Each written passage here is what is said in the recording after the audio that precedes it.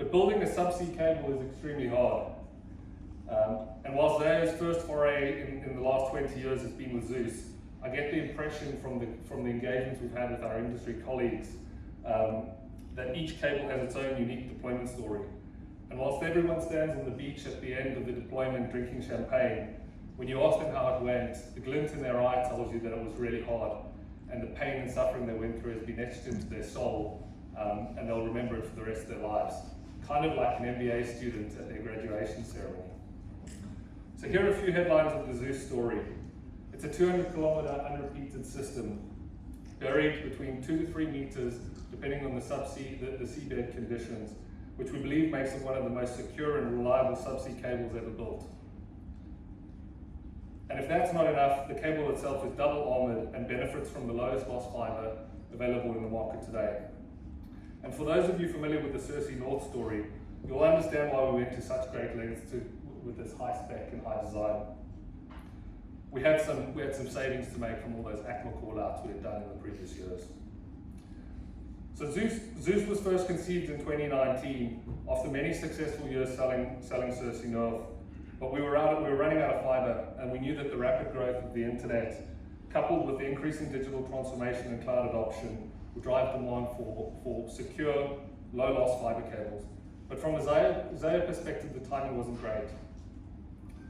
EQT and Digital Bridge had just entered into an agreement to take Zayo private, and we were about to ask for one of our biggest network investment checks in Zayo Europe's history.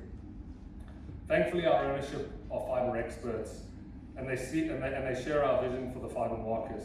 So fast forward to 2021, we've got an approved business case, and we think the hard part is over. This is just like building terrestrial fiber, right? And we're the experts at that. Well, terrestrial fiber is hard, but it's got nothing on subsea. And Zeus sure taught us a lesson about all the new parameters you need to consider when building submarine networks. With the backdrop of the global pandemic, we negotiated 17 different contracts. We had to take out specialist insurance to cross the oil and gas pipelines.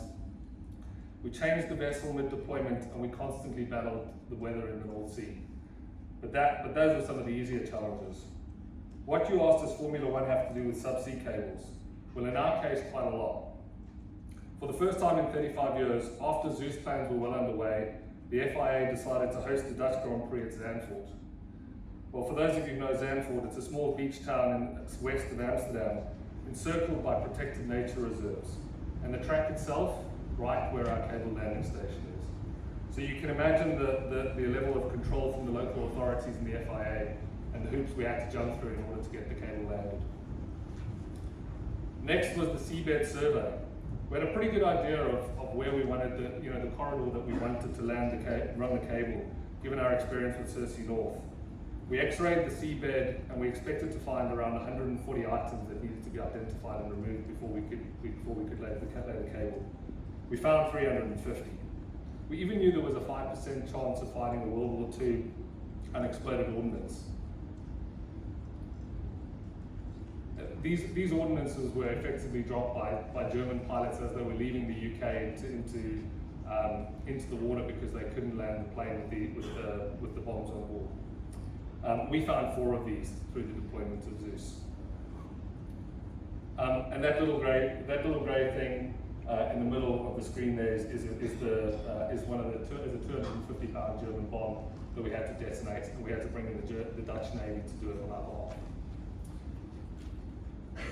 So, when it gets really tough, remember that we're building an incredible glass spider web that sits beneath the ocean. And that physically connects, those investments and those cables will physically connect the rest of the world for the next 30 plus years. We're privileged to be part of an industry that shaped the world more than any other industry in history.